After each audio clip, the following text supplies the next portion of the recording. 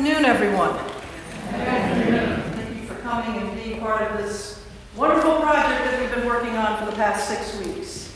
My name is Susan Gage. I am the priest in charge here at St. Barnabas. I am also the narrator for today's story. So thank you for being here.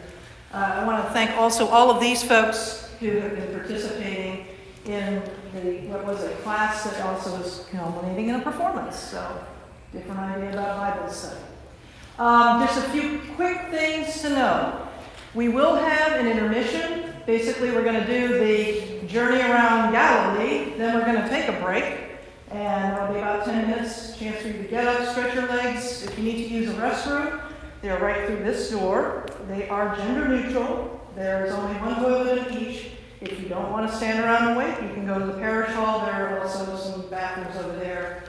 I will warn you that one of them is for children. So you'll do that alone. If you have a device called a cell phone, that's great. If you could just do us the favor of putting it on silent or airplane mode so that we don't get in the middle of, something like the crucifixion. That would also be wonderful.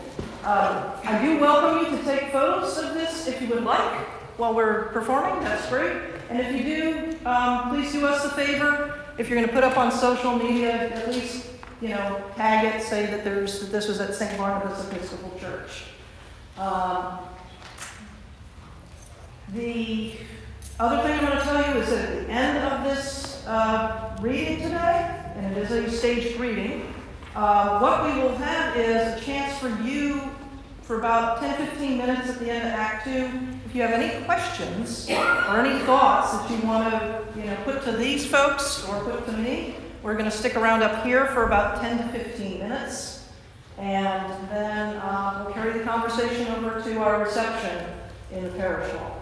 So thank you again for being here, and let us hear some good news.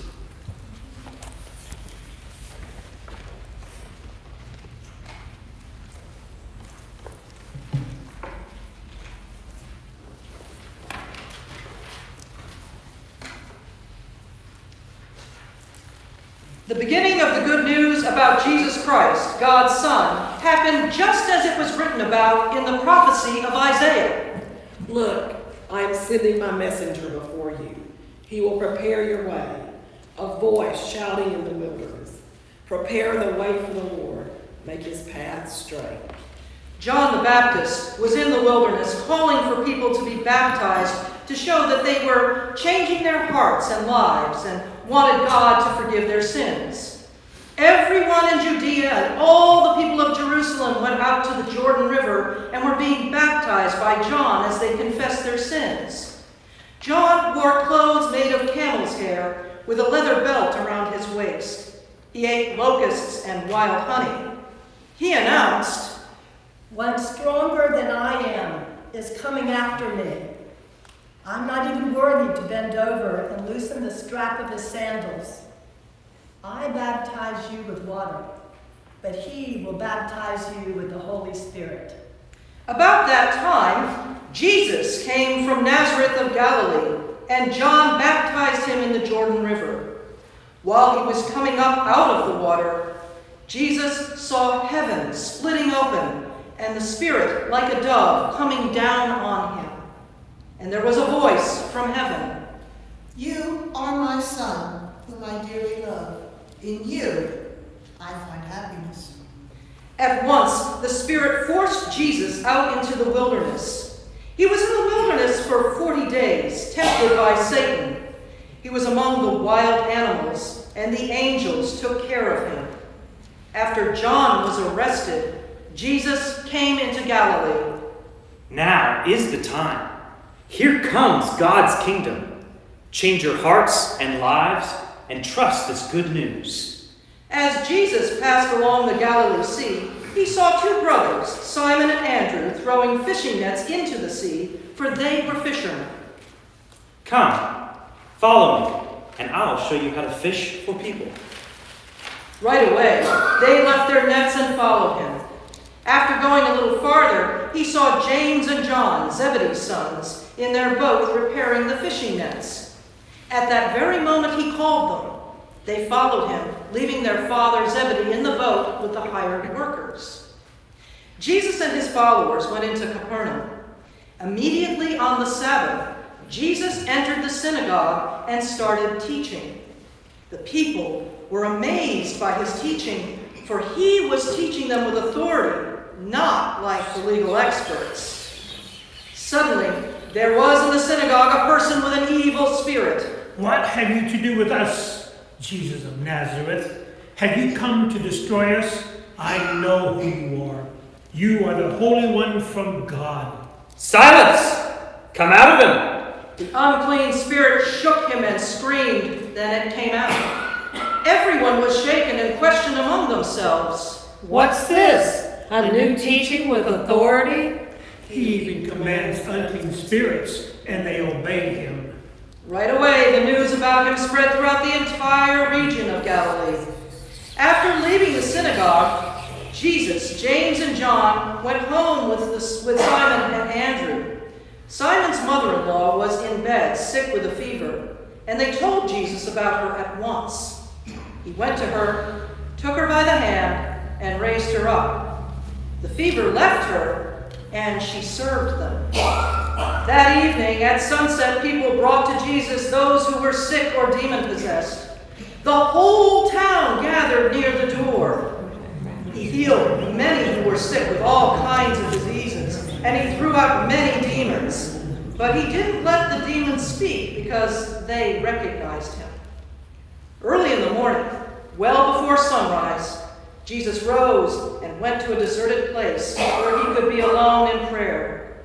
Simon and those with him tracked him down. Everyone's looking for you. Let's head in the other direction, to the nearby villages, so that I can preach there too. That's why I've come. He traveled throughout Galilee, preaching in their synagogues and throwing out demons. A man with a skin disease approached Jesus, fell to his knees, and begged. If you want, you can make me clean. Filled with compassion, Jesus reached out his hand, touched him. I do want to. Be clean. Instantly, the skin disease left him, and he was clean. Sternly, Jesus sent him away. Don't say anything to anyone. Instead, go and show yourself to the priest and offer the sacrifice for your cleansing that Moses commanded. This will be a testimony to them. Instead, he went out and started talking freely and spreading the news, so that Jesus wasn't able to enter a town openly. He remained outside in deserted places, but people came to him from everywhere. After a few days, Jesus went back to Capernaum, and people heard that he was home. Many gathered that there were so many gathered that there was no longer space, not even near the door. Everyone was speaking the word to them. Some people arrived, and 4 of them were bringing to him a man who was paralyzed.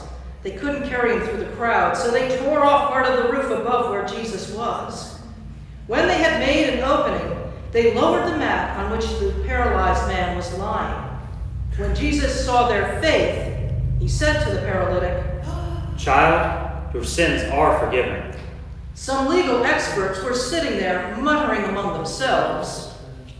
Why does he speak this way? He's insulting God. Only the one God can forgive sins. Jesus immediately recognized what they were discussing.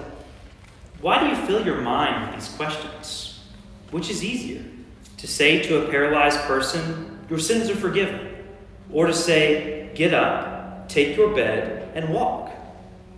But so you will know that the human one has authority on the earth to forgive sins. He said to the man who was paralyzed, Get up, take your mat, and go home. Jesus raised him up, and right away he picked up his mat and walked out in front of everybody. They were all amazed and praised God. We've never seen anything like this. Jesus went out beside the lake again. The whole crowd came to him, and he began to teach them. As he continued along, he saw Levi, Alphaeus' son, sitting at a kiosk for collecting taxes. Follow me. Levi got up and followed him. Jesus sat down to eat at Levi's house. Many tax collectors and sinners were eating with Jesus and his disciples. Indeed, many of them had become his followers. When some of the legal experts from among the Pharisees saw that he was eating with sinners and tax collectors, they asked his disciples, Why is he eating with sinners and tax collectors? Healthy people don't need a doctor, but sick people do. I didn't come to call righteous people, but sinners. John's disciples and the Pharisees had a habit of fasting. Some people asked Jesus, Why do John's disciples and the Pharisees' disciples fast, but yours don't? The wedding guests can't fast while the groom is with them, can they? As long as they have the groom with them, they can't fast. But the days will come when the groom will be taken away from them, and then they will fast. No one sews a piece of new, unshrunk cloth or old clothes. Otherwise, the patch tears away from it, the new from the old, and makes a worse tear. No one pours new wine into old leather wineskins. Otherwise, the wine would burst the wineskins, and the wine would be lost, and the wineskins destroyed. But new wine is for new wineskins. Jesus went through the wheat fields on the Sabbath.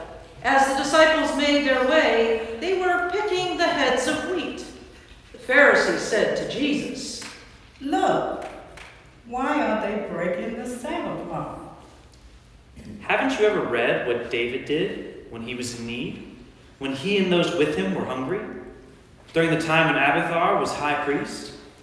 David went into God's house and ate the bread of the presence, which only the priests were allowed to eat.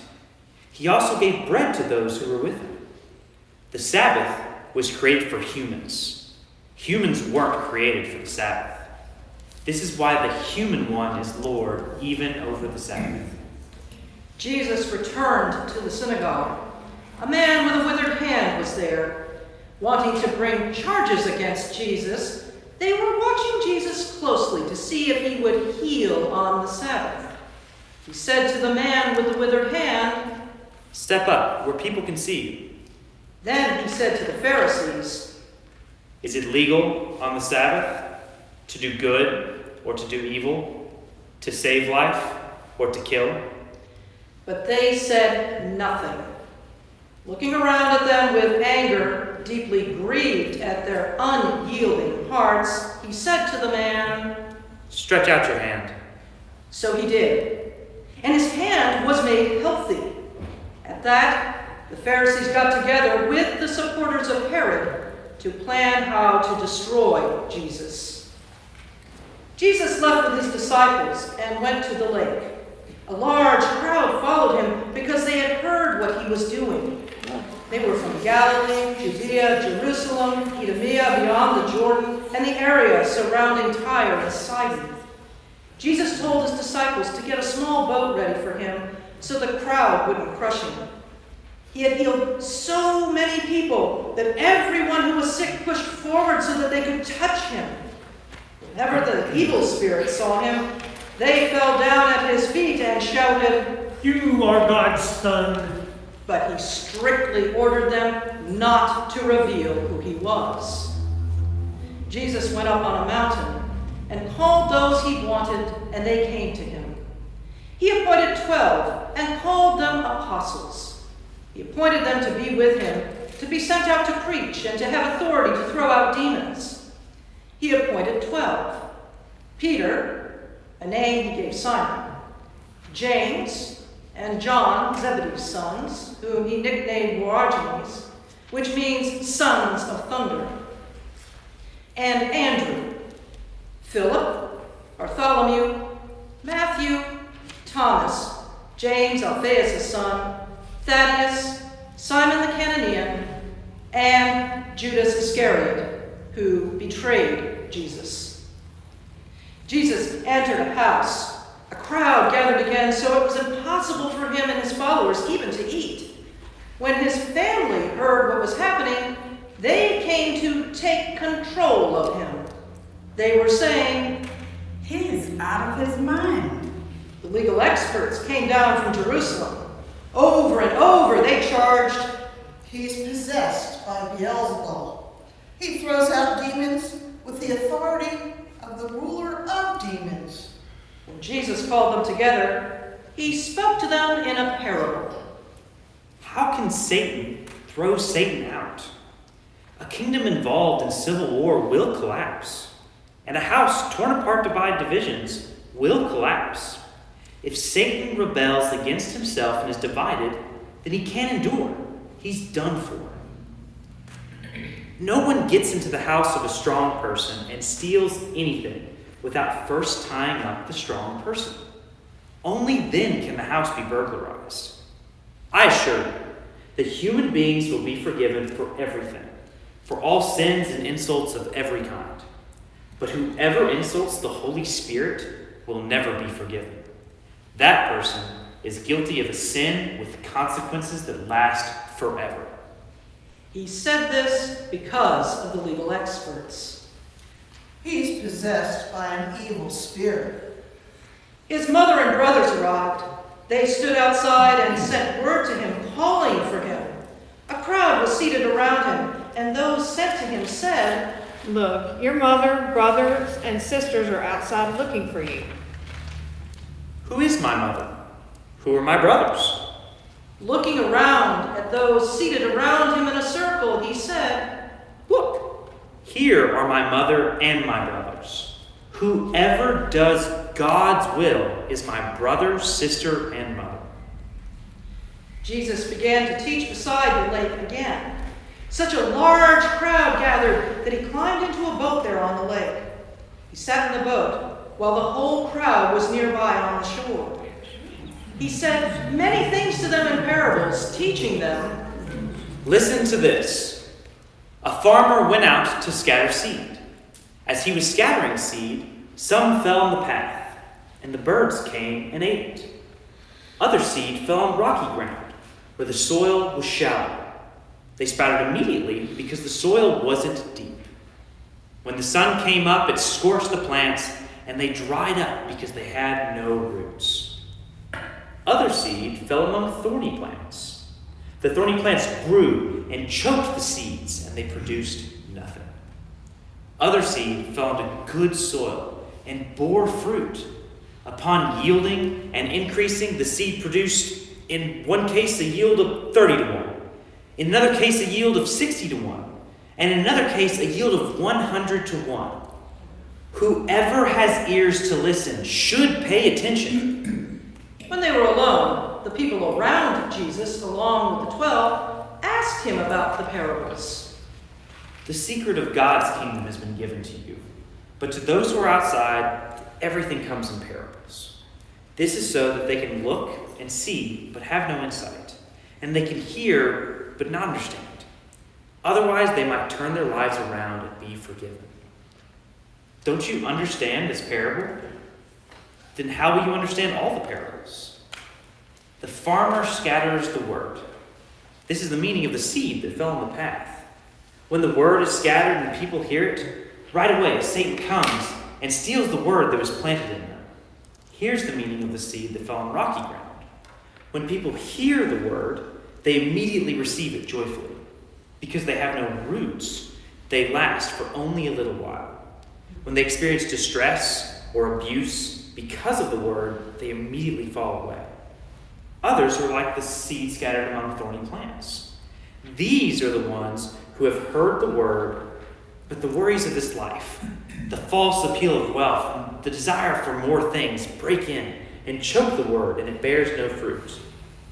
The seed scattered on good soil are those who hear the word and embrace it.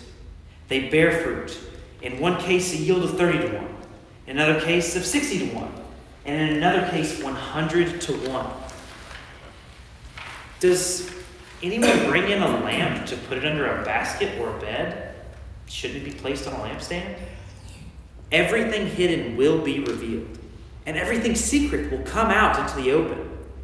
Whoever has ears to listen should pay attention. Listen carefully. God will evaluate you with the same standard you use to evaluate others. Indeed, you will receive even more. Those who have will receive more. But as for those who don't have, even what they don't have will be taken away from them. This is what God's kingdom is like. It's as though someone scattered seed on the ground, then sleeps and wakes night and day. The seed sprouts and grows, but the farmer doesn't know how. The earth produces crops all by itself. First the stalk, then the head, and the full head of grain. Whenever the crop is ready, the farmer goes out to cut the grain because it's harvest time. What's a good image for God's kingdom? What parable can I use to explain it? Consider a mustard seed. When scattered on the ground, it's the smallest of all seeds on the earth. But when it's planted, it grows and becomes the largest of all vegetable plants. It produces such large branches that the birds in the sky are able to nest in its shade. With many such parables, he continued to give them the word, as much as they were able to hear. He spoke to them only in parables, then explained everything to his disciples when he was alone with them. Later that day, when evening came, Jesus said to them, Let's cross over to the other side of the lake. They left the crowd and took him in the boat, just as he was. Other boats followed along. Gale-force winds arose, and waves crashed against the boat so that the boat was swamped. But Jesus was in the rear of the boat, sleeping on a pillow. They woke him up. Teacher, don't you care that we're drowning? He got up and gave orders to the wind and to the lake. Silence. Be still. The wind settled down, and there was a great calm. Jesus asked them, Why are you frightened? Don't you have faith yet? Overcome with awe, they said to each other, Who is this? Even the wind and the sea obey. Jesus and his disciples came to the other side of the lake, to the region of the Gerasenes. As soon as Jesus got out of the boat, a man possessed by an evil spirit came out of the tombs. This man lived among the tombs, and no one was ever strong enough to restrain him, even with a chain. He had been secured many times with leg irons and chains, but he broke the chains and smashed the leg irons. No one was tough enough to control him. Night and day in the tombs and the hills, he would howl and cut himself with stones. When he saw Jesus from far away, he ran and knelt before him. What have you to do with me, Jesus of the Most High God? Swear to God that you won't torture me. He said this because Jesus had already commanded him. Unclean spirit, come out of the man. What is your name? Legion is my name, because we are many. They pleaded with Jesus not to send them out of that region. A large herd of pigs was feeding on the hillside. Send us into the pigs. Let us go into the pigs. Jesus gave them permission. So the unclean spirits left the man and went into the pigs. Then the herd of about 2,000 pigs rushed down the cliff into the lake and drowned. Those who tended the pigs ran away and told the story in the city and in the countryside. People came to see what had happened. They came to Jesus and saw the man who used to be demon-possessed. They saw the very man who had been filled with many demons sitting there fully dressed and completely sane, and they were filled with awe. Those who had actually seen what had happened to the demon-possessed man told the others about the pigs. Then they pleaded with Jesus to leave their region. While he was climbing into the boat, the one who had been demon-possessed pleaded with Jesus to let him come along as one of his disciples. But Jesus wouldn't allow it. Go home to your own people and tell them what the Lord has done for you and how he has shown you mercy. The man went away, and began to proclaim in the 10 cities all that Jesus had done for him, and everyone was amazed. Jesus crossed the lake again, and on the other side a large crowd gathered around him on the shore. Jairus, one of the synagogue leaders, came forward. When he saw Jesus, he fell at his feet and pleaded with him. My daughter is about to die. Please, come and place your hands on her so that she can be healed and live. So Jesus went with him. A swarm of people were following Jesus, crowding in on him. A woman was there who had been bleeding for 12 years. She had suffered a lot under the care of many doctors and had spent everything she had without getting any better. In fact, she had gotten worse. Because she had heard about Jesus, she came up behind him in the crowd and touched his clothes. She was thinking, If I can just touch his clothes, I'll be healed. her bleeding stopped immediately, and she sensed in her body that her illness had been healed. At that very moment, Jesus recognized that power had gone out from him. He turned around in the crowd. Who touched my clothes? Don't you see the crowd pressing against you? Yet you ask, who touched me? But Jesus looked around carefully to see who had done it. The woman, full of fear and trembling, came forward. Knowing what had happened to her, she fell down in front of Jesus and told him the whole truth. Daughter, your faith has healed you. Go in peace, healed from your disease. While Jesus was still speaking with her, messengers came from the synagogue's leader's house, saying to Jairus, Your daughter has died. Why bother the teacher any longer? But Jesus overheard their report and said to the synagogue leader, Don't be afraid. Just keep trusting.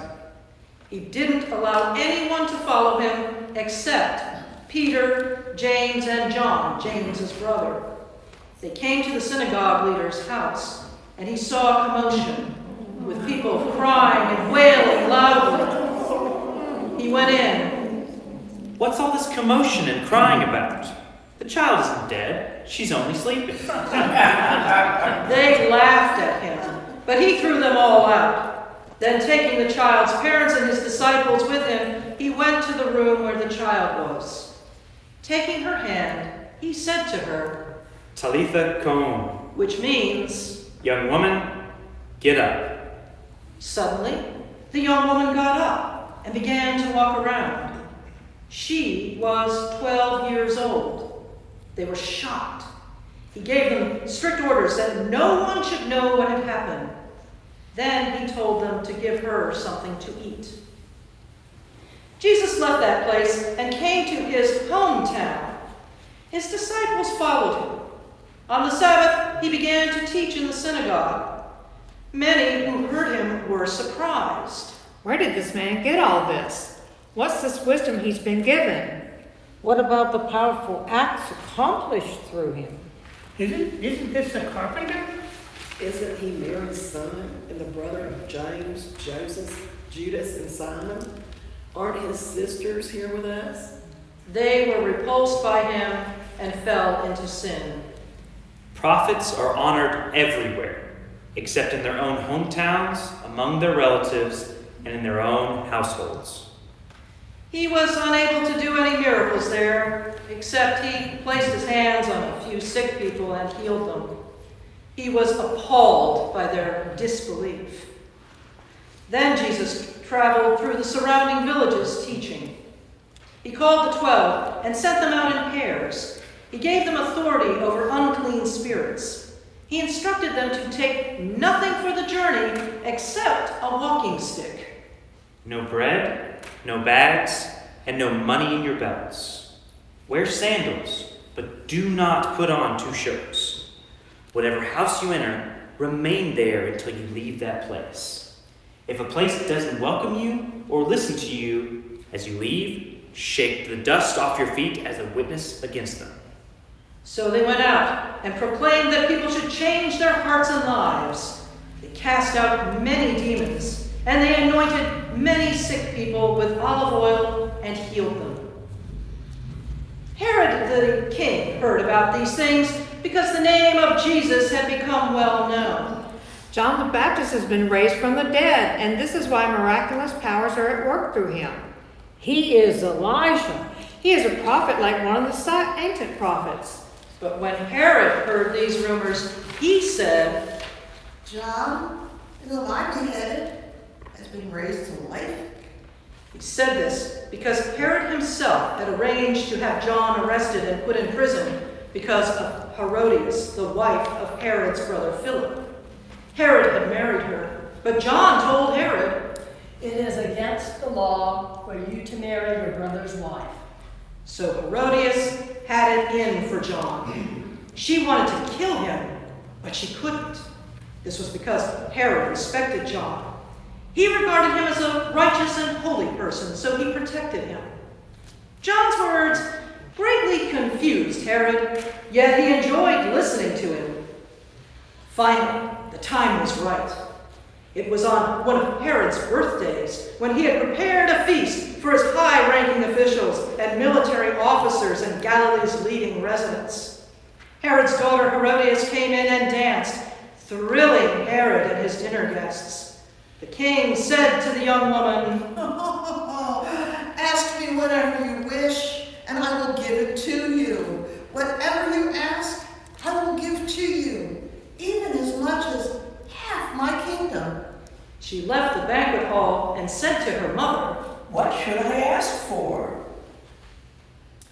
John the Baptist's head. Hurrying back to the ruler, she made her request. I want you to give me John the Baptist's head on a plate right this minute. Although the king was upset, because of his solemn pledge and his guests, he didn't want to refuse her. So he ordered a guard to bring John's head. The guard went to the prison, cut off John's head, brought his head on a plate, and gave it to the young woman, and she gave it to her mother.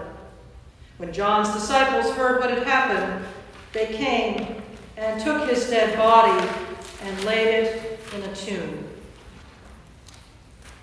The apostles returned to Jesus and told him everything they had done and taught. Many people were coming and going, so there was no time to eat. He said to the apostles, Come by yourselves to a secluded place and rest for a while. They departed in a boat by themselves for a deserted place. Many people saw them leaving and recognized them, so they ran ahead from all the cities and arrived before them. When Jesus arrived and saw a large crowd, he had compassion on them because they were like sheep without a shepherd. Then he began to teach them many things. Late in the day, his disciples came to him and said, This is an isolated place and it's already late in the day. Send them away so that they can go to the surrounding countryside and villages and buy something to eat for themselves. You give them something to eat. Should we go off and buy bread worth almost 8 months' pay and give it to them to eat? How much bread do you have? Take a look. After checking, they said, 5 loaves of bread and 2 fish. He directed the disciples to seat all the people in groups as though they were having a banquet on the green grass. They sat down in groups of hundreds and fifties. He took the 5 loaves and the 2 fish, looked up to heaven, blessed them, broke the loaves into pieces, and gave them to his disciples to set before the people. He also divided the 2 fish among them all. Everyone ate until they were full. They filled 12 baskets with the leftover pieces of bread and fish. About 5,000 people had eaten. Right then, Jesus made his disciples get into a boat and go ahead to the other side of the lake, toward Bethsaida, while he dismissed the crowd. After saying goodbye to them, Jesus went up onto a mountain to pray. Evening came, and the boat was in the middle of the lake, but he was alone on the land. He saw his disciples struggling. They were trying to row forward, but the wind was blowing against them. Very early in the morning, he came to them, walking on the lake. He intended to pass by them. When they saw him walking on the lake, they thought he was a ghost. Seeing him was terrifying to all of them. Just then he spoke to them. Be encouraged. It's me. Don't be afraid. He got into the boat, and the wind settled down. His disciples were so baffled they were beside themselves. That's because they hadn't understood about the loaves. Their minds had been so closed that they resisted God's ways. When Jesus and his disciples had crossed the lake, they landed at Gennesaret, anchored the boat, and came ashore. People immediately recognized Jesus and ran around the whole region, bringing sick people on their mats to wherever they heard he was.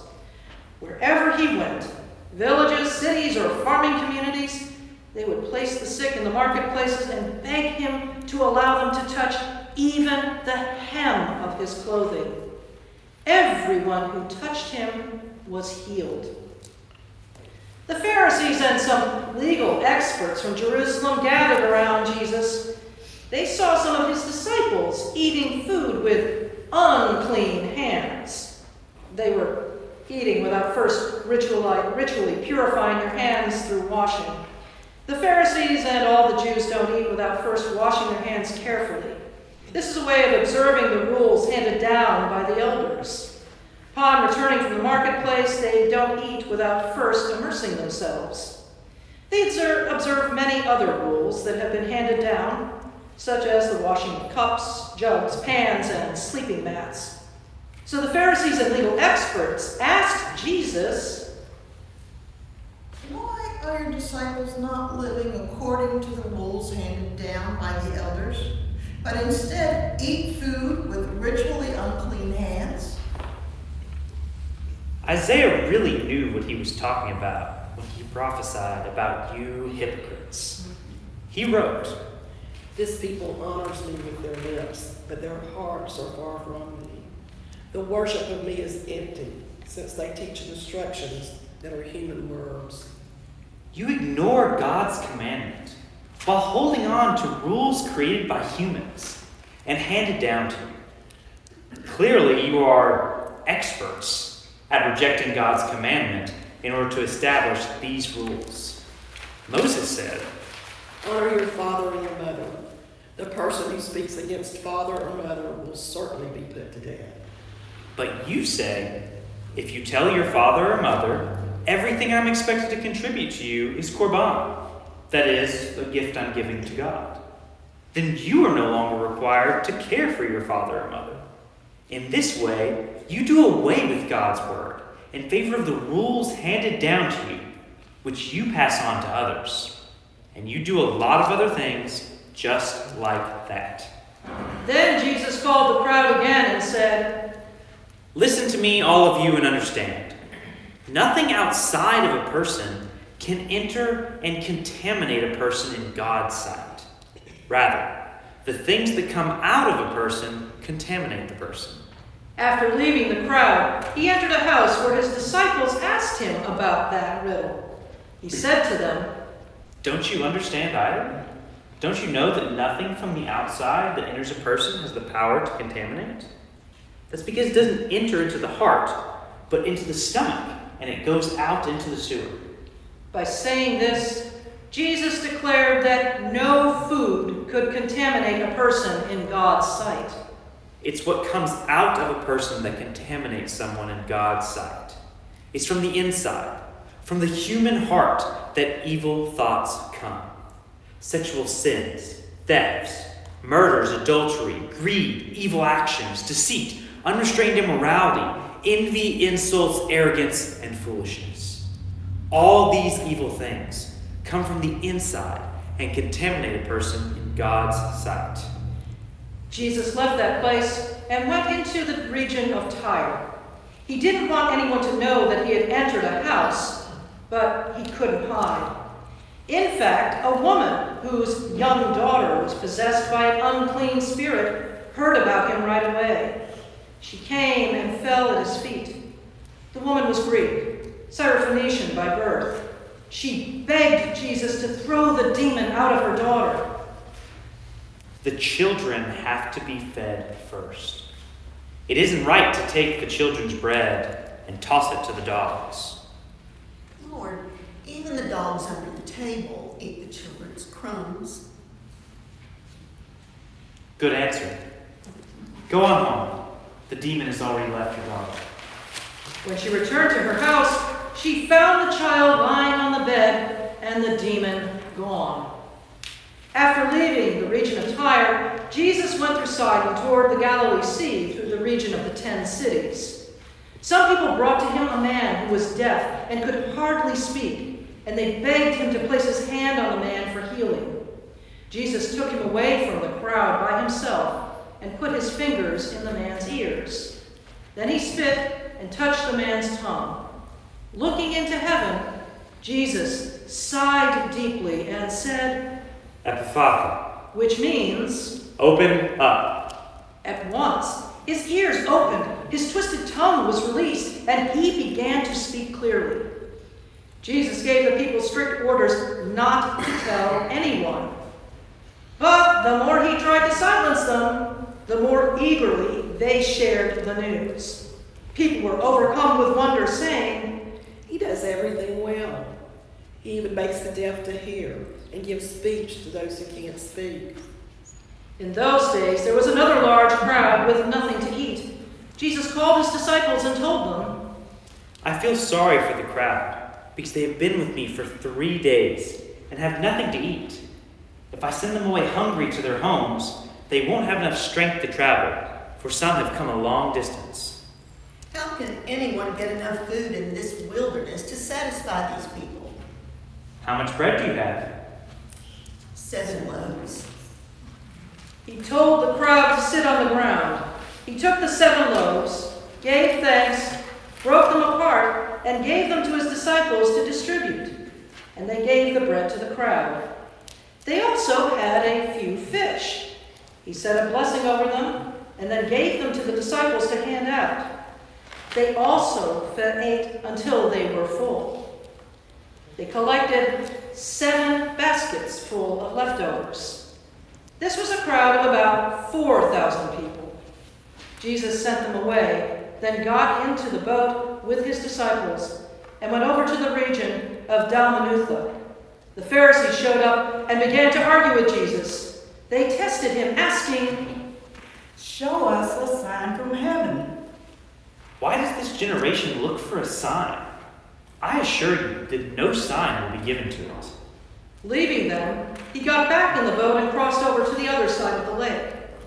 Jesus' disciples had forgotten to bring any bread, so they had only 1 loaf with them in the boat. He gave them strict orders. Watch out, and be on your guard for the yeast of the Pharisees, as well as the yeast of Herod. He said this because we have no bread. Why are you talking about the fact you don't have any bread? Don't you grasp what has happened? Don't you understand? Are your hearts so resistant to what God is doing? Don't you have eyes? Why can't you see? Don't you have ears? Why can't you hear? Don't you remember when I broke 5 loaves of bread for those 5,000 people? How many baskets full of leftovers did you gather? 12. And when I broke 7 loaves of bread for those 4,000 people, how many baskets full of leftovers did you gather? 7. And you still don't understand? Jesus and his disciples came to Bethsaida. Some people brought a blind man to Jesus and begged him to touch and heal him. Taking the blind man's hand, Jesus led him out of the village. After spitting on his eyes and laying his hands on the man, he asked him, Do you see anything? The man looked up. I see people. They look like trees, only they are walking around. Then Jesus placed his hands on the man's eyes again. He looked with his eyes wide open. His sight was restored, and he could see everything clearly. Then Jesus sent him home. Don't go into the village. And this is where we have an intermission for 10 minutes. Please be back in 10 minutes.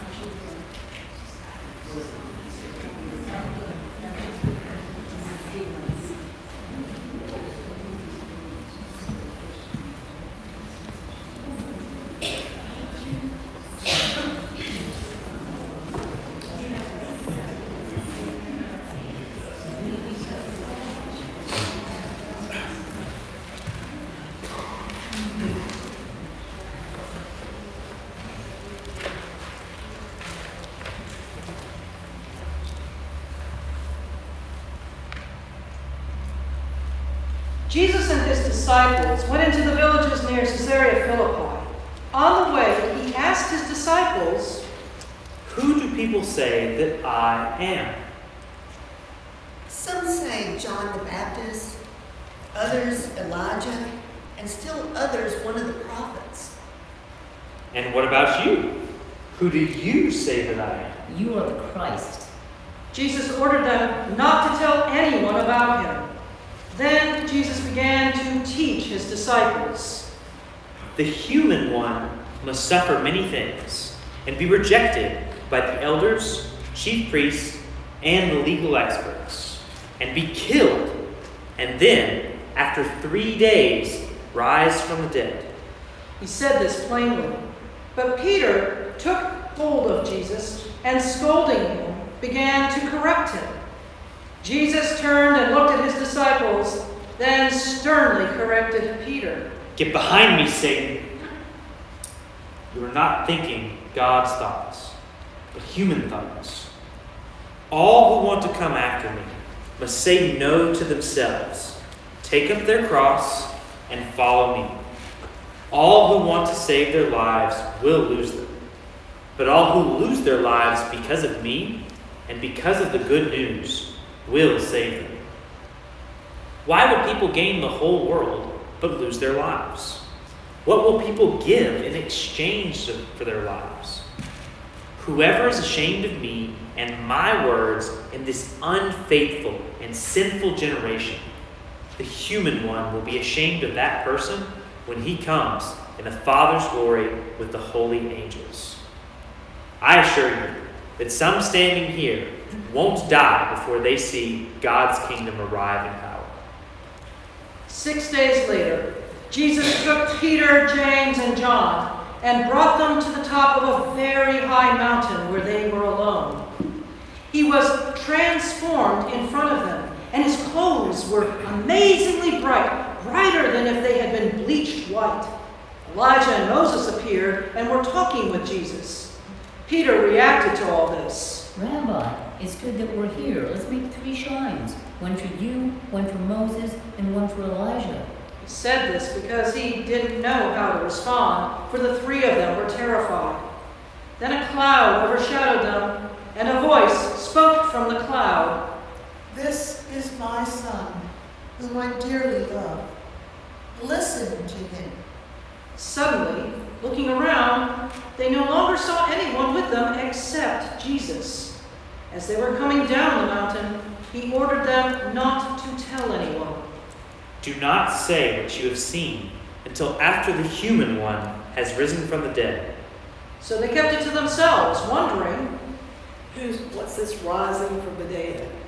Teacher, why do the legal experts say that Elijah must come first? Elijah does come first to restore all things. Why was it written that the human one would suffer many things and be rejected? In fact, I tell you that Elijah has come, but they did to him whatever they wanted, just as it was written about him." When Jesus, Peter, James, and John approached the other disciples, they saw a large crowd surrounding them and legal experts arguing with them. Suddenly, the whole crowd caught sight of Jesus. They ran to greet him, overcome with excitement. "What are you arguing about?" Teacher, I brought my son to you since he has a spirit that doesn't allow him to speak. Wherever it overpowers him, it throws him into a fit. He foams at the mouth, grinds his teeth, and stiffens up. So I spoke to your disciples to see if they could throw it out, but they couldn't. "You faithless generation, how long will I be with you? How long will I put up with you? Bring him to me." They brought him. When the spirit saw Jesus, it immediately threw the boy into a fit. He fell on the ground and rolled around, foaming at the mouth. "How long has this been going on?" Since he was a child, it has often thrown him into a fire or into water trying to kill him. If you can do anything, help us, show us compassion. "If you can do anything, all things are possible for the one who has faith." I have faith. Help my lack of faith. Noticing that the crowd had surged together, Jesus spoke harshly to the unclean spirit. "Mute and deaf spirit, I command you to come out of him and never enter him again." After screaming and shaking the boy horribly, the spirit came out. The boy seemed to be dead. The boy has died. The boy has died. But Jesus took his hand, lifted him up, and he arose. After Jesus went into a house, his disciples asked him privately, "Why couldn't we throw this spirit out?" Throwing this kind of spirit out requires prayer. From there, Jesus and his followers went through Galilee, but he didn't want anyone to know it. This was because he was teaching his disciples. The human one will be delivered into human hands. They will kill him. 3 days after he is killed, he will rise up. But they didn't understand this kind of talk, and they were afraid to ask him. They entered Capernaum. When they had come into a house, he asked them, "What were you arguing about during the journey?" They didn't respond, since on the way they had been debating with each other about who was the greatest. He sat down, called the 12, and said to them, "Whoever wants to be first must be least of all and the servant of all." Jesus reached for a little child, placed him among the 12, and embraced him. "Whoever welcomes one of these children in my name welcomes me. And whoever welcomes me isn't actually welcoming me, but rather the one who sent me." Teacher, we saw someone throwing demons out in your name. And we tried to stop him because he wasn't following us. Don't stop him. No one who does powerful acts in my name can quickly turn around and curse me. Whoever isn't against us is for us. I assure you that whoever gives you a cup of water to drink because you belong to Christ will certainly be rewarded. As for whoever causes these little ones who believe in me to trip and fall into sin, it would be better for them to have a huge stone hung around their necks and to be thrown into the lake. If your hand causes you to fall into sin, chop it off. It's better for you to enter into life crippled than to go away with 2 hands into the fire of hell, which can't be put out. If your foot causes you to fall into sin, chop it off. It's better for you to enter life lame than to be thrown into hell with 2 feet. If your eye causes you to fall into sin, tear it out. It's better for you to enter into God's kingdom with 1 eye than to be thrown into hell with 2. That's a place where worms don't die and the fire never goes out. Everyone will be salted with fire. Salt is good, but if it loses its saltiness, how will it become salty again? Maintain salt among yourselves and keep peace with each other. Jesus left that place and went beyond the Jordan and into the region of Judea. Crowds gathered around him again, and as usual, he taught them. Some Pharisees came trying to test him. Does the law allow a man to divorce his wife? What did Moses command you? Moses allowed a man to write a divorce certificate and to divorce his wife. He wrote this commandment for you because of your unyielding hearts. At the beginning of creation, God made them male and female. Because of this, a man should leave his father and mother and be joined together with his wife, and the two will be one flesh.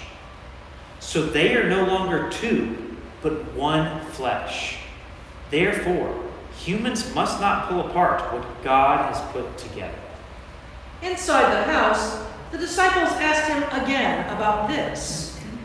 Teacher, explain what you meant about divorce. Whoever divorces his wife and marries another commits adultery against her. And if a wife divorces her husband and marries another, she commits adultery. People were bringing children to Jesus so that he would bless them, but the disciples scolded them. Get back. Do not bother the teacher with the children. Allow the children to come to me. Don't forbid them, because God's kingdom belongs to people like these children. I assure you that whoever doesn't welcome God's kingdom like a child will never enter it. Then he hugged the children and blessed them. As Jesus continued down the road, a man ran up, knelt before him, and asked, Good teacher, what must I do to obtain eternal life? Why do you call me good? No one is good except the one God. You know the commandments. Don't commit murder. Don't commit adultery. Don't steal. Don't give false testimony. Don't cheat. Honor your father and mother. Teacher, I've kept all these things since I was a boy. Jesus looked at him carefully and loved him. You are lacking one thing. Go, sell what you own and give the money to the poor. Then you will have treasure in heaven. And come, follow me. But the man was dismayed at this statement, and he went away saddened, because he had many possessions. Looking around, Jesus said to his disciples, It will be very hard for the wealthy to enter God's kingdom. His words startled the disciples, so Jesus told them again. Children, it's difficult to enter God's kingdom. It's easier for a camel to squeeze through the eye of a needle than for a rich person to enter God's kingdom. They were even more shocked. Then who do we send? It's impossible with human beings, but not with God. All things are possible for God. Look, we've left everything and followed you. I assure you that anyone who has left house, brothers, sisters, mother, father, children, or farms because of me and because of the good news will receive 100 times as much now in this life. Houses, brothers, sisters, mothers, children, and farms with harassment. And in the coming age, eternal life. But many who are first will be last, and many who are last will be first. Jesus and his disciples were on the road, going up to Jerusalem, with Jesus in the lead. The disciples were amazed, while the others following behind were afraid. Taking the 12 aside again, he told them what was about to happen to him. Look, we're going up to Jerusalem. The human one will be handed over to the chief priest and the legal experts. They will condemn him to death and hand him over to the Gentiles. They will ridicule him, spit on him, torture him, and kill him. After 3 days, he will rise up. James and John, Zebedee's sons, came to Jesus and said, Teacher, we want you to do for us whatever we ask. What do you want me to do for you? Allow one of us to sit on the right and the other on your left when you enter glory. You don't know what you're asking. Can you drink the cup I drink, or receive the baptism I receive? We can. You will drink the cup I receive in baptism, and receive it as I do. But to sit at my right or left hand isn't mine to give. It belongs to those for whom it has been prepared." Now when the other 10 disciples heard about this, they became angry with James and John. Jesus called them over and said, "You know that the ones who are considered the rulers by the Gentiles show off their authority over them. Their high-ranking officials order them around. But that's not the way it will be with you. Whoever wants to be great among you will be your servant. Whoever wants to be first among you will be the slave of all. For the human one didn't come to be served, but rather to serve and to give his life to liberate many people." Jesus and his followers came into Jericho. As Jesus was leaving Jericho, together with his disciples and a sizable crowd, a blind beggar named Barnabas, Timaeus' son, was sitting beside the road. When he heard that Jesus of Nazareth was there, he began to shout, Jesus, Son of David, show me mercy. Be quiet. Son of David, show me mercy. Call him forward. Be encouraged. Get up. He's calling you. Get up. Throwing his coat to the side, he jumped up and came to Jesus. "What do you want me to do for you?" Teacher, I want to see. "Go. Your faith has healed you." At once he was able to see, and he began to follow Jesus on the way. When Jesus and his followers approached Jerusalem, they came to Bethphage and Bethany at the Mount of Olives. Jesus gave 2 disciples a task. "Go into the village over there. As soon as you enter it, you will find tied up there a colt that no one has ridden. Untie it and bring it here. If anyone says to you, 'Why are you doing this?' say, 'Its master needs it, and he will send it back right away.'" They went and found a colt tied to a gate outside on the street, and they untied it. Some people standing around them said, What are you doing untying the colt? Its master needs it, and he will send it back right away. They brought the colt to Jesus and threw their clothes upon it, and he sat on it. Many people spread out their clothes on the road, while others spread branches cut from the fields. Those in front of him and those following were shouting, Hosanna! Hosanna! Blessings! Blessing on the one who comes in the name of the Lord. Blessings on the coming kingdom of our ancestor David. Hosanna in the highest. Jesus entered Jerusalem and went into the temple. After he looked around at everything, because it was already late in the evening, he returned to Bethany with the 12. The next day, after leaving Bethany, Jesus was hungry. From far away, he noticed a fig tree in leaf, so he went to see if he could find anything on it. When he came to it, he found nothing except leaves, since it wasn't the season for figs. So he said to it, "No one will ever again eat of your fruit." His disciples heard this. They came into Jerusalem. After entering the temple, he threw out those who were selling and buying there. He pushed over the tables used for currency exchange and the chairs of those who sold doves. He didn't allow anyone to carry anything through the temple. He taught them, "Hasn't it been written, 'My house will be called a house of prayer for all nations'? But you've turned it into a hideout for crooks." This man is dangerous. Look how the crowds are enthralled by his teaching. We have to get rid of him. When it was evening, Jesus and his disciples went outside the city. Early in the morning, as Jesus and his disciples were walking along, they saw the fig tree withered from the root up. Rabbi, look how the fig tree you cursed is dried up. Have faith in God. I assure you that whoever says to this mountain, 'Be lifted and thrown into the sea,' and doesn't waver, but believes that what is said will really happen, it will happen.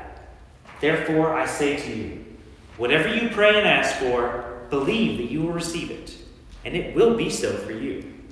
And whenever you stand up to pray, if you have something against anyone, forgive, so that your Father in heaven may forgive you your wrongdoings." Jesus and his disciples entered Jerusalem again. As Jesus was walking around the temple, the chief priests, legal experts, and elders came to him. What kind of authority do you have for doing these things? Who gave you this authority to do them? I have a question for you. Give me an answer, then I'll tell you what kind of authority I have to do these things. Was John's baptism of heavenly or of human origin? Tell me. If we say it's of heavenly origin, he'll say, then why didn't you believe him? But we can't say it's of earthly origin. They said this because they were afraid of the crowd, because they all thought John was a prophet. We don't know. Neither will I tell you what kind of authority I have to do these things. Jesus spoke to them in parables. A man planted a vineyard, put a fence around it, dug a pit for the winepress, and built a tower. Then he rented it to tenant farmers and took a trip. When it was time, he sent a servant to collect from the tenants his share of fruit of the vineyard. But they grabbed the servant, beat him, and sent him away empty-handed. Again, the landowner sent another servant to them, but they struck him on the head and treated him disgracefully. He sent another one. That one they killed. The landlord sent many other servants, but the tenants beat some and killed others. Now the landowner had one son whom he loved dearly. He sent him last, thinking, they will respect my son. But those tenant farmers said to each other, this is the heir. Let's kill him, and the inheritance will be ours. They grabbed him, killed him, and threw him out of the vineyard. So, what will the owner of the vineyard do? He will come and destroy those tenants and give the vineyards to others. Haven't you read the scripture? The stone that the builders rejected has become the cornerstone. The Lord has done this, and it's amazing in our eyes. They wanted to arrest Jesus because they knew he had told a parable against them. But they were afraid of the crowd, so they left him and went away. They sent some of the Pharisees and supporters of Herod to trap him in his words. Teacher, we know that you're genuine and you don't worry about what people think. You don't show favoritism, but teach God's way as it really is. Does the law allow people to pay taxes to Caesar or not? Should we pay taxes or not? Jesus recognized their deceit. Why are you testing me? Bring me a coin. Show it to me. Whose image and inscription is this? Caesar's. Give to Caesar what belongs to Caesar, and to God what belongs to God. His reply left them overcome with wonder.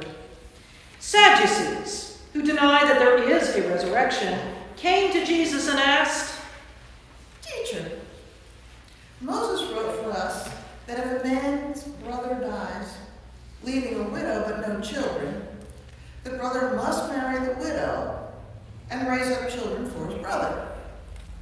Now, there were 7 brothers. The first one married a woman. When he died, he left no children.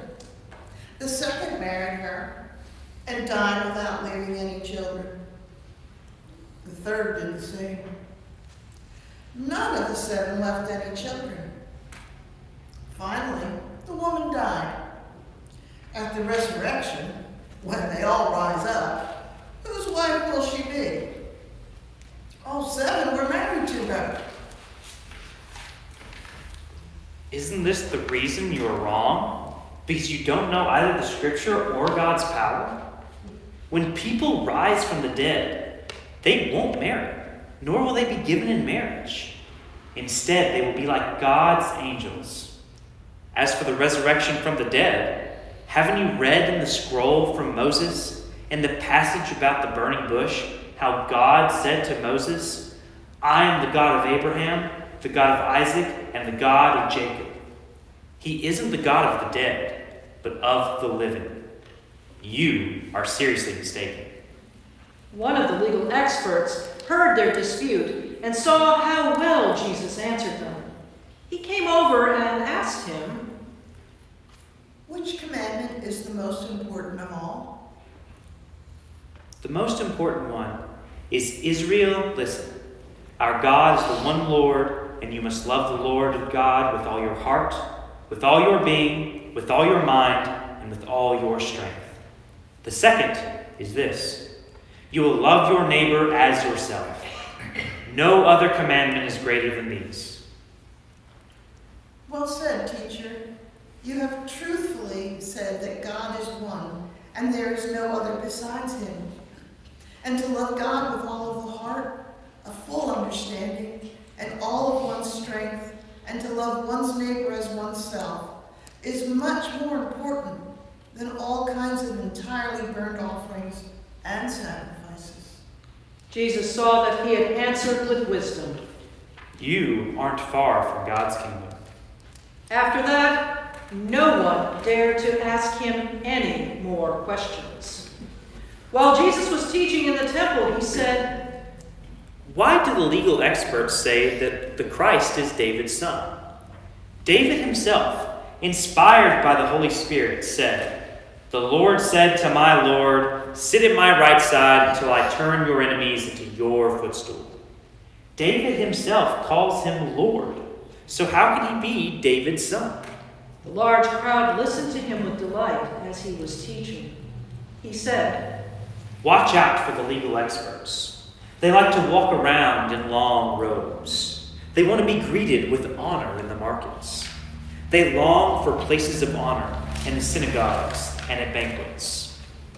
They are the ones who cheat widows out of their homes, and to show off, they say long prayers. They will be judged most harshly. Jesus sat across from the collection box for the temple treasury and observed how the crowd gave their money. Many rich people were throwing in lots of money. One poor widow came forward and put in 2 small copper coins worth a penny. Jesus called his disciples to him. I assure you that this poor widow has put in more than everyone who's been putting money in the treasury.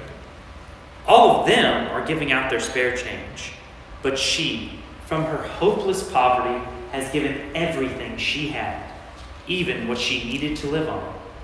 As Jesus left the temple, one of his disciples said to him, Teacher, look, what awesome stones and buildings. Do you see these enormous buildings? Not even one stone will be left upon another. All will be demolished. Jesus was sitting on the Mount of Olives across from the temple. Peter, James, and John, and Andrew asked him privately, Tell us, when will these things happen? What sign will show that all these things are about to come to an end? Watch out that no one deceives you. Many people will come in my name saying, I'm the one. They will deceive many people. When you hear of wars and reports of wars, don't be alarmed. These things must happen, but this isn't the end yet. Nations and kingdoms will fight against each other, and there will be earthquakes and famines in all sorts of places. These things are just the beginning of the sufferings associated with the end. Watch out for yourselves. People will hand you over to the councils. You will be beaten in the synagogues. You will stand before the governors and kings because of me, so that you can testify before them. First, the good news must be proclaimed to all the nations.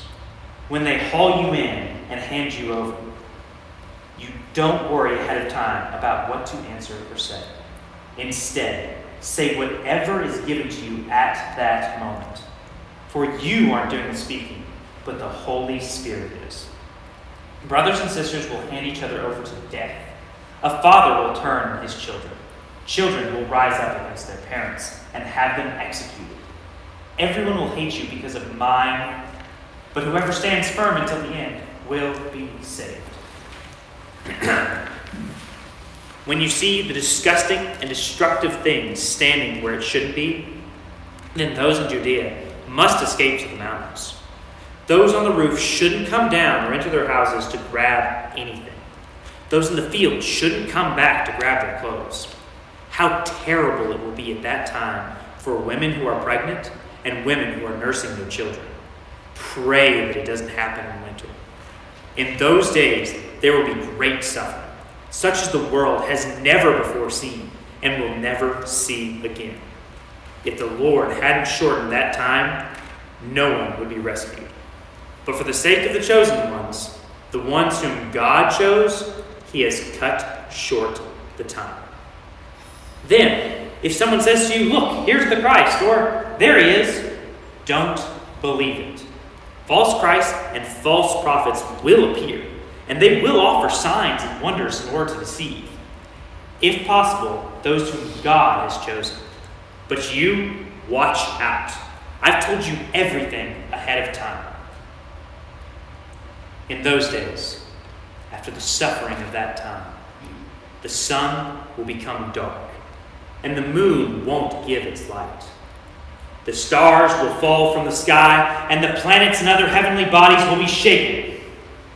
Then they will see the human one, coming in the clouds with great power and splendor.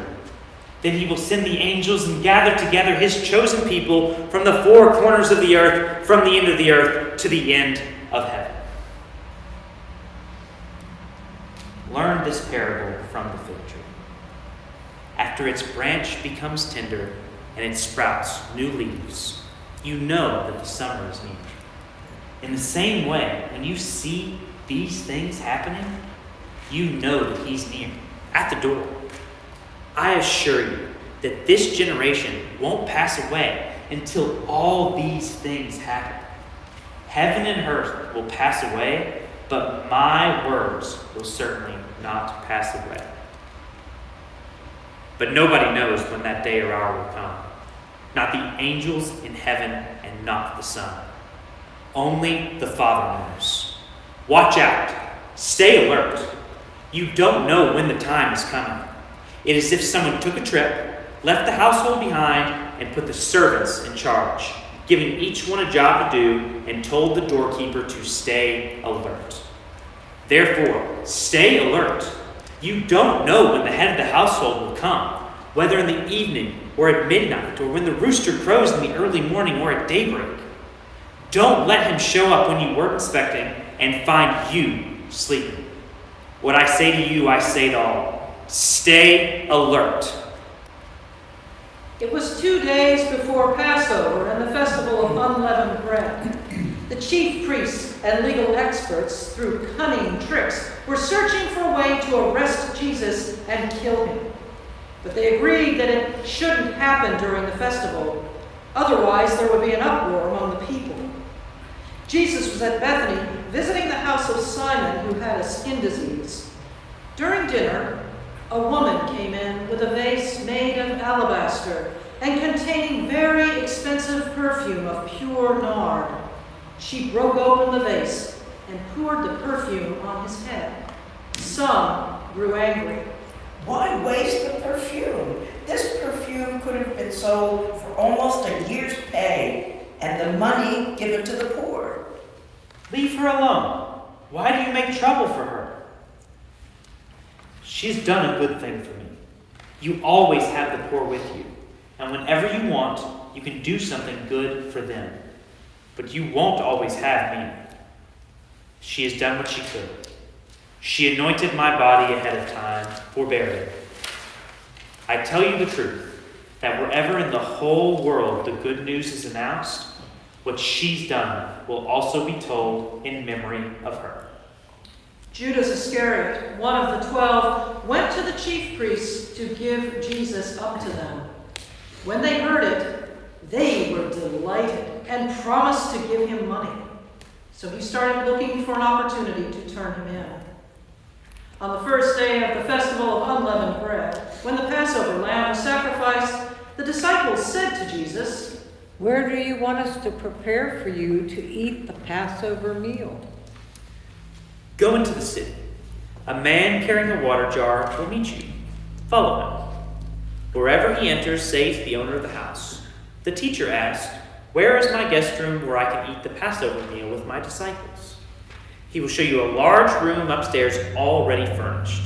Prepare for us there." The disciples left, came into the city, found everything just as he had told them, and they prepared the Passover meal. That evening, Jesus arrived with the 12. During the meal, Jesus said, "I assure you that one of you will betray me, someone eating with me." It's not me, is it? Or me. Not me. It's one of the 12, one who is dipping bread with me into this bowl. The human one goes to his death just as it is written about him. But how terrible it is for that person who betrays the human one. It would have been better for him if he had never been born. While they were eating, Jesus took bread, blessed it, broke it, and gave it to them, and said, "Take, this is my body." He took a cup, gave thanks, and gave it to them, and they all drank from it. He said to them, "This is my blood of the covenant, which is poured out for many. I assure you that I won't drink wine again until the day when I drink it in a new way in God's kingdom." After singing songs of praise, they went out to the Mount of Olives. "You will all falter in your faithfulness to me. It is written, I will hit the shepherd, and the sheep will go off in all directions. But after I am raised up, I will go before you to Galilee." Even if everyone else stumbles, I won't. I assure you that on this very night, before the rooster crows twice, you will deny me 3 times. If I must die alongside you, I won't deny you. And they all said the same thing. Jesus and his disciples came to a place called Gethsemane. "Sit here while I pray." He took Peter, James, and John along with him. He began to feel despair and was anxious. "I'm very sad. It's as if I'm dying. Stay here and keep alert." Then he went a short distance farther and fell to the ground. He prayed that if possible, he might be spared the time of suffering. "Abba, Father, for you all things are possible. Take this cup of suffering away from me. However, not what I want, but what you want." He came and found them sleeping. He said to Peter, "Simon, are you asleep? Couldn't you stay alert for 1 hour? Stay alert and pray so that you won't give in to temptation? The spirit is eager, but the flesh is weak." Again, he left them and prayed, repeating the same words. And again, when he came back, he found them sleeping, for they couldn't keep their eyes open, and they didn't know how to respond to him.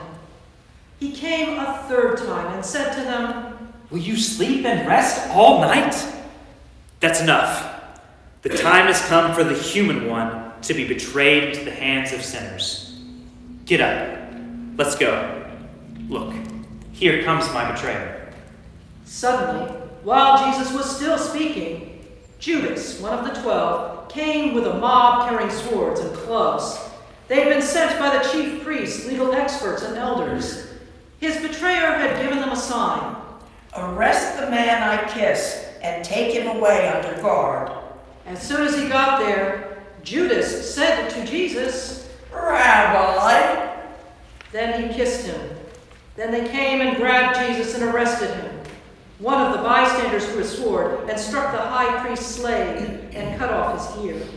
"Have you come with swords and clubs to arrest me like an outlaw? Day after day I was with you, teaching in the temple, but you didn't arrest me. But let the scriptures be fulfilled." And all his disciples left him and ran away. One young man, a disciple, was wearing nothing but a linen cloth. They grabbed him, but he left the linen cloth behind and ran away naked. They led Jesus away to the high priest, and all the chief priests, elders, and legal experts gathered. Peter followed him from a distance, right into the high priest's courtyard. He was sitting with the guards, warming himself by the fire. The chief priests and the whole Sanhedrin were looking for testimony against Jesus in order to put him to death, but they couldn't find any. Many brought false testimony against him, but they contradicted each other. Some stood to offer false witness against him. We heard him saying, I will destroy this temple constructed by humans. Within 3 days I will build another, one not made by humans. But their testimonies didn't even agree on this point.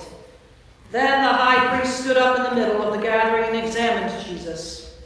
Aren't you going to respond to the testimony these people have brought against you? But Jesus was silent and didn't answer. Are you the Christ, the Son of the Blessed One? I am. And you will see the human one sitting on the right side of the Almighty and coming on the heavenly clouds. Then the high priest tore his clothes. Why do you need any more witnesses? You've heard his insult against God. What do you think? He deserves to die. Some began to spit on him. Some covered his face and hit him. Prophesy. Then the guards took him and beat him. Meanwhile, Peter was below in the courtyard. A woman, one of the high priest's servants, approached and saw Peter warming himself by the fire. She stared at him. You were also with the Nazarene Jesus? I don't know what you're talking about. I don't understand what you're saying. And he went outside into the outer courtyard. A rooster crowed.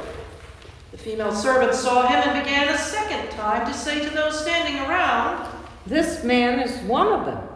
but he denied it again. A short time later, those standing around again said to Peter, You must be one of them, because you are also a Galilean. I don't know this man you are talking about. At that very moment, a rooster crowed a second time.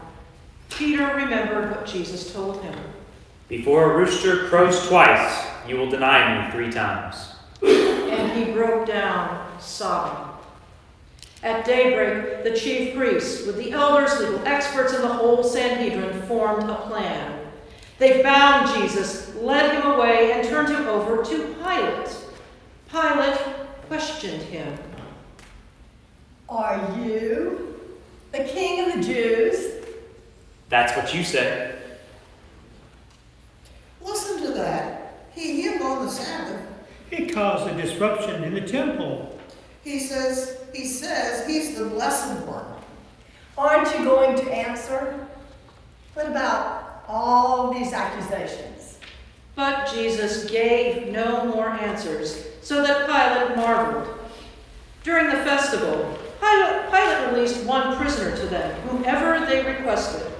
A man named Barnabas was locked up with the rebels who had committed murder during an uprising. The crowd pushed forward and asked Pilate to release someone, as he regularly did. Do you want me to release to you the king of the Jews? He knew that the chief priests had handed him over because of jealousy. But the chief priests stirred up the crowd to have him release Barnabas to them instead. Then what do you want me to do with the one you call the king of the Jews? Crucify him. Why? What wrong has he done? Crucify him.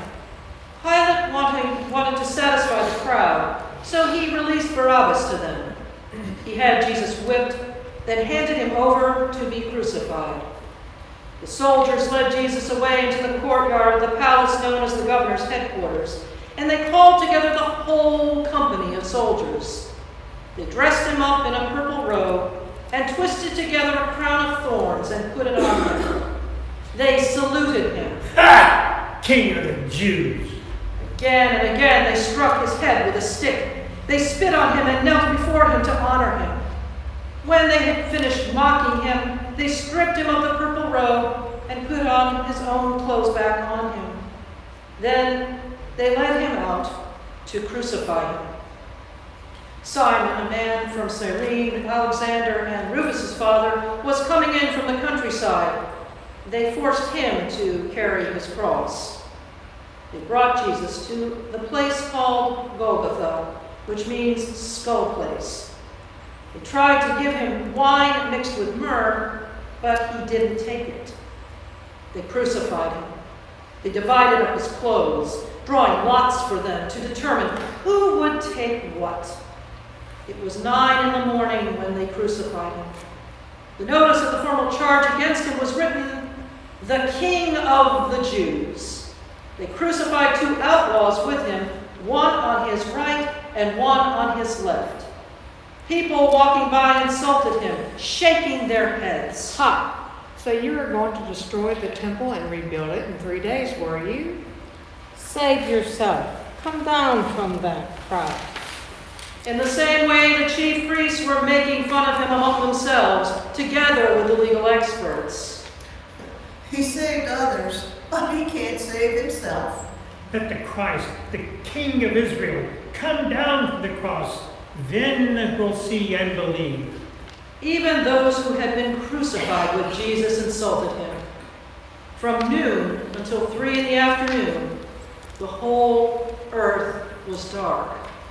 At 3, Jesus cried out with a loud shout, Eloi, Eloi, lama sabachthani, which means, my God, why have you left me? Look, he's calling Elijah. someone ran, filled a sponge with sour wine, and put it on a pole. He offered it to Jesus to drink. Let's see if Elijah will come and take him down. But Jesus let out a loud cry and died. The curtain of the sanctuary was torn in 2 from top to bottom. When the centurion who stood facing Jesus saw how he died, he said, This man was certainly God's son. Some women were watching from a distance, including Mary Magdalene and Mary, mother of James, the younger one, and Joseph, and Salome. When Jesus was in Galilee, these women had followed him and supported him, along with many other women who had come to Jerusalem with him. Since it was late in the afternoon on Preparation Day, just before the Sabbath, Joseph from Arimathea dared to approach Pilate and asked for Jesus' body. Joseph was a prominent council member who also eagerly anticipated the coming of God's kingdom. Pilate wondered if Jesus was already dead. He called the centurion and asked him whether Jesus had already died. When he learned from the centurion that Jesus was dead, Pilate gave the dead body to Joseph. He bought a linen cloth, took Jesus down from the cross, wrapped him in the cloth, and laid him in a tomb that had been carved out of rock. He rolled a stone against the entrance to the tomb. Mary Magdalene and Mary, the mother of Joseph, saw where he was buried. When the Sabbath was over, Mary Magdalene, Mary, the mother of James, and Salome bought spices so that they could go and anoint Jesus' dead body. Very early, on the first day of the week, just after sunrise, they came to the tomb. They were saying to each other, Who's going to roll the stone away from the entrance for us? When they looked up, they saw that the stone had been rolled away, and it was a very large stone. Going into the tomb, they saw a young man in a white robe seated on the right side, and they were startled. Don't be alarmed. You are looking for Jesus of Nazareth, who was crucified. He has been raised. He isn't here. Look, here's the place where they laid him. Go, tell his disciples, especially Peter, that he is going ahead of you to Galilee. You will see him there, just as he told you. Overcome with terror and dread, they fled from the tomb. They said nothing to anyone because they were afraid.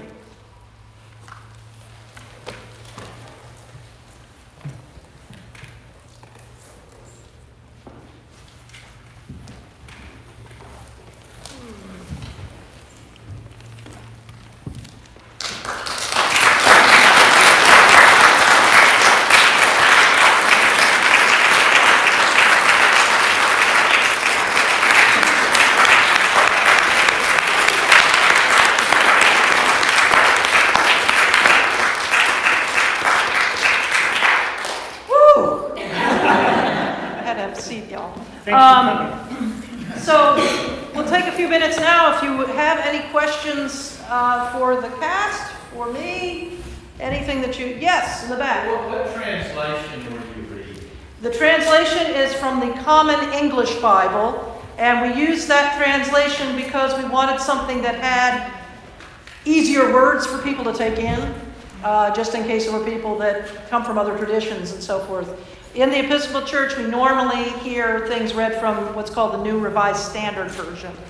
And then there are those who like to use the King James Version. But that's why we did that. Thank you. Yeah. I want to ask y'all, somebody, anybody, to just talk about what it's like to do Bible study as a play.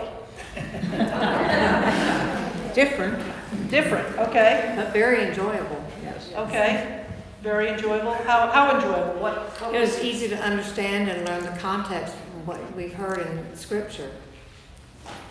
Speaking the words by different people gives it a different inflection and different context, more it comes to your soul. And the movement of other people in the group as we were doing the study and doing the reading, I learned how other people perceive through their body actions, through their words, and I found the common book to be very easy to understand and just kind of gave me a new tradition myself.